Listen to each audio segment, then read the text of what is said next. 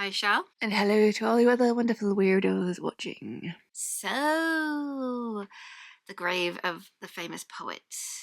We don't know who the poet is, we just know there is a grave, a house, and a castle, because there's a castle in this little, it's like a historical landmark, I'm assuming. So, Margaret Atwood is at it with another relationship again, same as last time with Under Glass, and the same again. They're having difficulty. I don't understand it. So there's this couple that has just arrived in this town. They are tourists and they try and get directions for a hotel. They are directed to a bed and breakfast because there is no hotel. They dropped off their stuff, go off and find the grave of the poet. They stand at the grave for a bit. They comment on the people taking flowers away to put fresh down on other graves, and then they move on to the castle grounds, which is, they couldn't get in through the main way, so they found their own way up, and the castle itself was a nice, beautiful description, and they just spent some time there. They did try to leave because the protagonist she kind of didn't trust this ruined castle to be like, wouldn't come down on her after one belly of like a hearty belly laugh, like which was a really good description of just how ruined this castle is. And so they get out into the courtyard and it's lie down in the grass. And there's this like moment in like a comment, like subtle in their relationship, that she's thinking, and they get interrupted by two girls coming in with a picnic basket, and they run off into the castle itself. And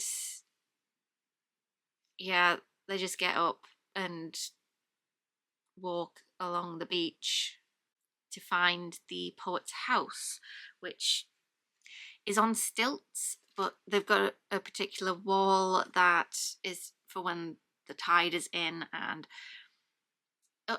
leaning against a cliff. And so I've just got this very weird picture in my head about a house on the beach on stilts but leaning against a cliff, and it's just like, I cannot imagine living in a place like that. Just, I mean, even they were commenting on the, that usual like British banter that does feck all for anything, and it's just like, that's what their conversations are.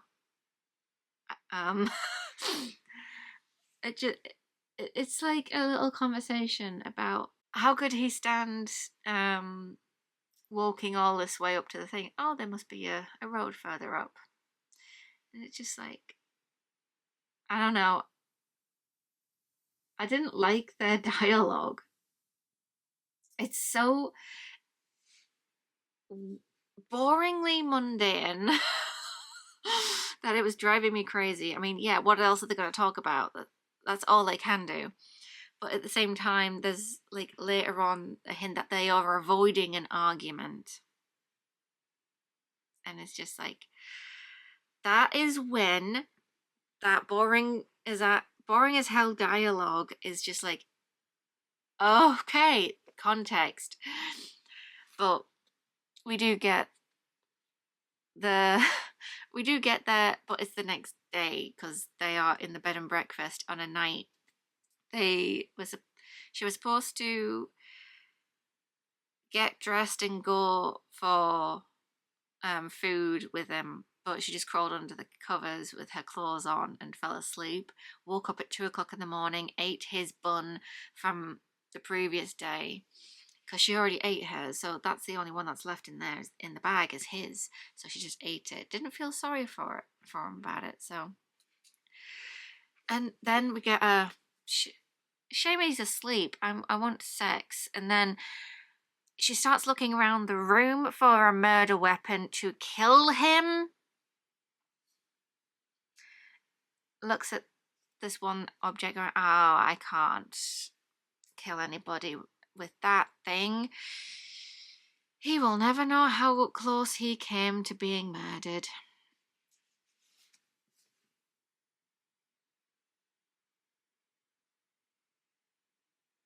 What? I'm sorry. What is this woman doing? Just I know weird internal thoughts, but I don't think about murdering the person next to me. I know you can have an argument or boiling up for an argument, but flat out going from shame he's asleep because I want some sex to murdering. And it's not because he's asleep and not unavailable for sex that she's going to murder him. That it's not that. For some, I mean, hell, I could probably get behind that idea that because he's asleep and can't give her sex, she wants to kill him because of it.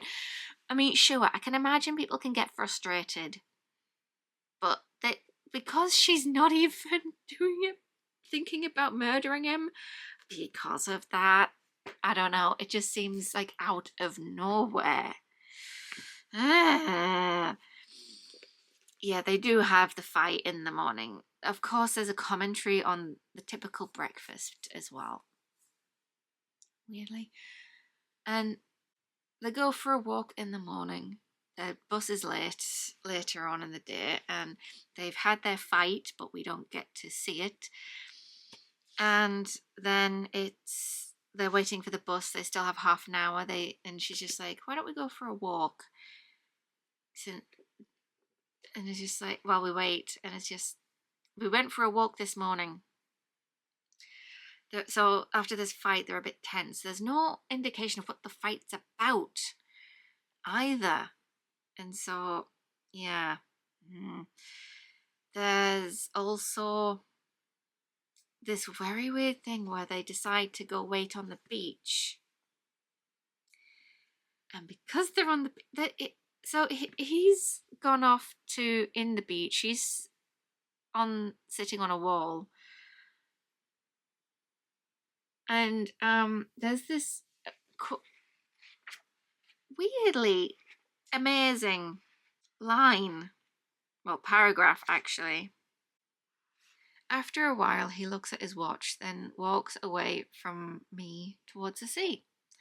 His boots crunching on the shells and pebbles at the edge of the reed bank by the river, he stops.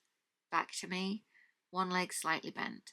He holds his elbows wrapped in his clothes, as though in a cape.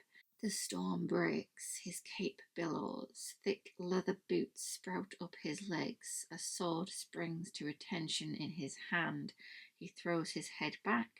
Courage, he'll meet them alone. Flash of lightning, onward. Yeah, that came out of nowhere. her little imagination, little thing just came out of nowhere, and it just like, okay. So yeah, this was again slightly anticlimactic because I don't know. I don't even know how this ends. It's so like vague and like abstract. Like if you would look at an abstract painting, not as it's undiscernible.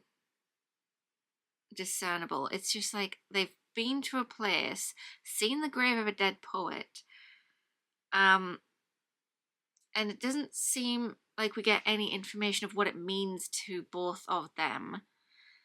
And on top of that, they've had an argument. They're having couple relationships. And the weirdest thing is, they have an argument that we don't get to find out why they're having issues or what is going on with them.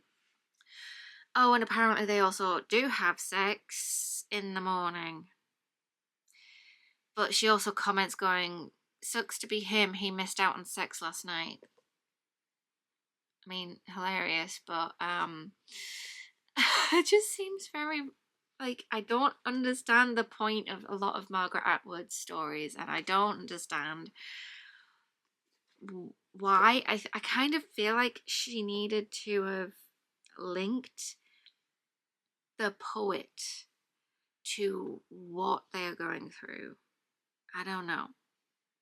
Maybe come up with a fake poem that they like, and then they just recite, and for somehow it could have mirrored what they're doing, and it's just, I don't know, it could have been something. And again, it still feels very, like, for me, surface level and a bit waffly, whilst also having that hint that I'm missing something. And that seems to be a theme, annoyingly. So,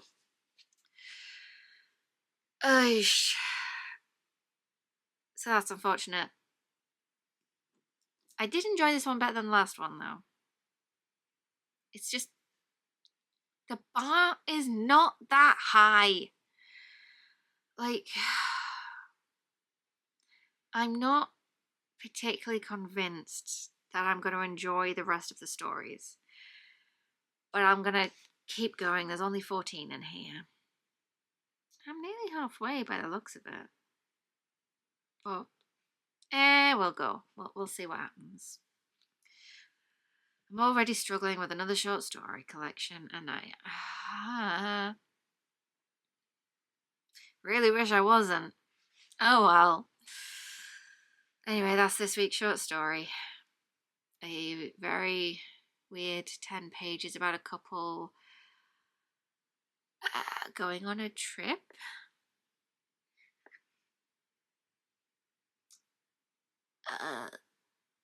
Don't know how else I can describe it.